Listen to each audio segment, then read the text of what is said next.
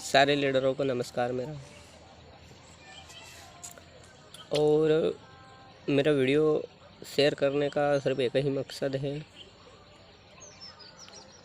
कि जितने भी नए लीडर्स जो डायरेक्ट सेलिंग में एंट्री ले रहे हैं उन सब के लिए है। आई थिंक मैं इसलिए कह रहा हूँ क्योंकि मेरे पास में 3 से 4 साल का ऐसा एक्सपीरियंस है जो कहीं ना कहीं आप लोगों को बहुत काम में आएगा। और बहुत क्या, इतना काम में आएगा कि आप लोगों को हर फील्ड में सफलता की एक नई सीढ़ी चढ़ने का मौका मिलेगा। अब उससे पहले मैं अपना इंट्रोडक्शन दे देता हूँ। मेरा नाम मनीष है, मनीष पवार, और मैं एक विलेज में रहता हूँ खरगोन ज़िले के, और खरगोन ज़िला का ही हूँ, सकरगांव गाँव रहता हूँ। अब सवाल ये पैदा होता है कि मैं नए लीडर्स का क्यों कह रहा हूँ, क्योंकि पुराने लीडर्स के बारे में ऑलरेडी वो सक्सेस है तो मैं कह नहीं सकता, मेरे गुरु के समान है वो। तो हाँ, जो नए लीडर्स है उन सब के लिए मैं थोड़ी सी बातचीत कर सकता हूँ। जैसे मान लिया जाए, सबसे पहली गलती क्या करते हैं, कुछ टिप्स है। जैसे पहली गलती ये होती है कि कोई भी लीडर जब प्लान प्रेजेंटेशन करने जाता है तो वो ये गलती कर देता है कि वो अकेले चले जाता है। यानी कि अकेले नहीं जाना है, आपको अपने लीडर्स के साथ में जाना है। और उससे पहले अपने आप को प्रिपेयर कर लेना है। प्रिपेयर यानी कि आपको कितना बोलना है, कौन सा सब्जेक्ट बोलना है। और प्रेजेंटेशन हमेशा 30 मिनट से 45 मिनट्स का होता है। इससे ज़्यादा कभी प्रेजेंटेशन मत कीजिएगा, अदरवाइज़ आप फेल हो जाओगे। आपका क्लाइंट बोर होने लग जाएगा और आपकी मीटिंग पोस्टपोन्ड हो जाएगी, तो आपको रिज़ल्ट नहीं मिलेंगे उसके। और कुछ तो बहुत एक्स्ट्रा ऑर्डिनरी पावर्स भी है मेरे पास में, जो शायद अगर मैं आपको कहूँ तो वंडर ऑफ द वर्ल्ड होती है वो, परंतु अभी मैं इतनी जल्दी उसको नहीं एक्सप्लेन कर पाऊँगा, क्योंकि मैं आपको बताऊँगा तो प्लेटफॉर्म से अलग हो जाएगी।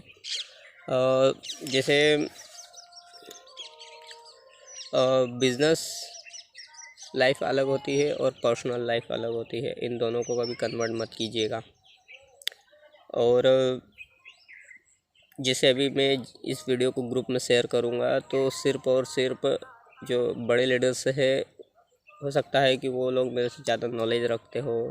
I don't know, I don't have any idea, but I think मेरे को ऐसा लगा कि मेरे को ये वीडियो शेयर कर देना चाहिए। और ख़ास तौर पर आज मैं थोड़ा सा फ्रेंकली मूड में भी था, तो मैंने सोचा कि इतना तो बनता है, क्योंकि डायरेक्ट सेलिंग में जब मैंने भी एंट्री ली थी तो काफ़ी सारे चैलेंजेस फेस हुए थे मेरे को। जैसे दोस्त यार हो गए हो, पर्सनल फैमिलीज़ हो गई हो, रिलेटिव्स हो गए हो, ये सब इग्नोर कर देते हैं, दूर हो जाते हैं अपने से, क्योंकि कुल मिलाकर मेंटालिटी चेंज होने वाली बात रहती है उसमें।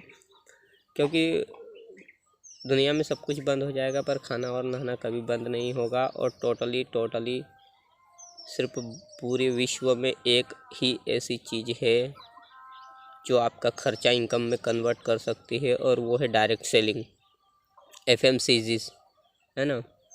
और वैसे तो भारत देश में 457 डायरेक्ट सेलिंग कंपनीज चल रही है, अलग अलग तरीके से बेस लेकर, पर इसमें से 10 ऐसी है जो बहुत तेज़ी से रन कर रही है, और उसमें से भी 2-4 या एक तो ऐसी है जो बहुत ही ज़्यादा स्पीड से रन कर रही है, क्योंकि उसका टर्नओवर हो गया, उसकी लीडरशिप हो गई हो उसमें, और भी बहुत एक्स्ट्रा ऑर्डिनरी पावर से है जो काफ़ी प्रमोट कर रही है। देखिए, आई थिंक 1 से 2 साल पहले मैं मोदी केयर को प्रमोट कर रहा था। मोदी केयर में क्या हुआ कि मेरे को सीखने का मौका मिला, उससे मेरे को ये पता चला कि डायरेक्ट सेलिंग इंडस्ट्री होती क्या है। और मोदी केयर भी wonder of the world best company है। और उसके बाद में फिर मेरे को ऐसा लगा, क्योंकि मेरे को उसको पेंटिंग करने का सिर्फ एक ही महत्व था कि मेरे पास में मेरे लीडर्स का सपोर्ट नहीं मिला, मेरे को एक मैनेजमेंट नहीं मिल पाया था, क्योंकि सारे लीडर्स सब मेरे सर्कल थी जो राजस्थान जयपुर से थी, तो इस वजह से मेरे को थोड़ा डिले हो गया, यानी लेट हो गया। पर ऐसा मत समझना है कि मैं फर्स्ट मूवर हूँ, nothing, that is a fast mover. तो इसी वजह से मैं आप लोगों को अभी कुछ दिनों बाद मैं कुछ ऐसे वीडियोस भी दूंगा आप लोगों को, शायद हो सकता है ग्रुप में, कि आप लोगों की ज़िंदगी में जे कर्व आ जाए, यानी कि बहुत एक्स्ट्रा ऑर्डिनरी पावर्स सेंड कर दूँ शायद, क्योंकि वो लाइफ टाइम काम में आएगी आपको। पर मैं 10 पॉइंट्स आपको बता देता हूँ, शायद आपको बहुत काम में आए। जैसे 10 प्रश्न होते हैं किसी भी क्लाइंट से बात करने के। तो अभी तक क्या होता था कि हम लोग किसी भी क्लाइंट्स के पास में जाते थे तो प्रेजेंटेशन देने जाते थे। तो प्रेजेंटेशन देने का मतलब ये होता है कि अपन किसी को कुछ बेचने जा रहे हैं या देने जा रहे हैं।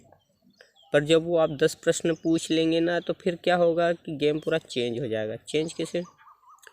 कि अभी तो हम गए थे उनके पास में, पर जब आप ये 10 पॉइंट्स पूछ लोगे, उसके बाद में वो खुद आपसे लेगा, यानी कि आपको देने की आवश्यकता नहीं, वो खुद ले लेगा। अब लेगा कैसे? जैसे मैं एक प्रश्न पूछता हूँ कि सर अभी आप क्या करते हो, सिंपल सा, कि सर अभी आप क्या करते हो, जॉब या बिजनेस? तो डेफिनेटली वो कुछ ना कुछ बोलेंगे कि जॉब या बिजनेस।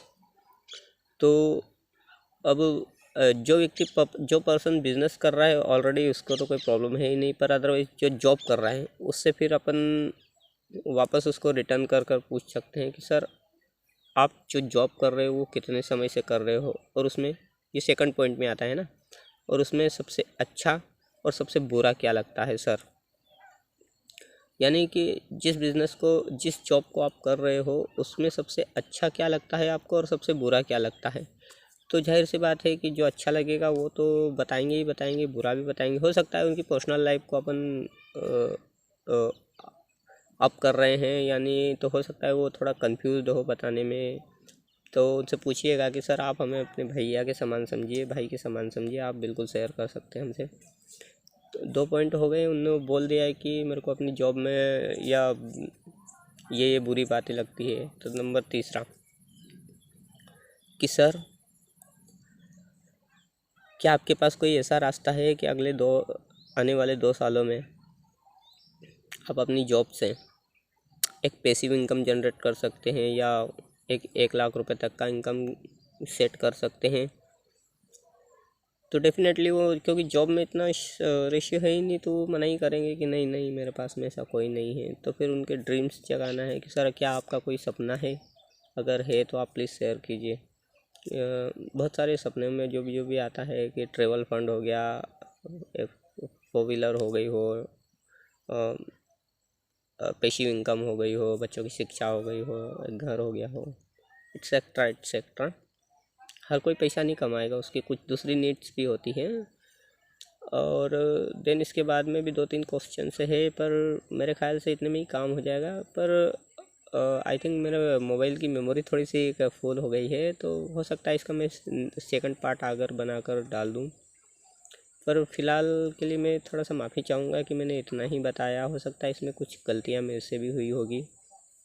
हाँ, पर इसमें एक चीज़ बहुत महत्वपूर्ण है कि कोई भी नया लीडर है वो अकेले कभी प्लान प्रेजेंटेशन नहीं करने जाए, अपने लीडर्स के साथ में ही जाए, ताकि वो अपनी मेहनत का पूरा पूरा फ़ायदा उठा सकें। धन्यवाद।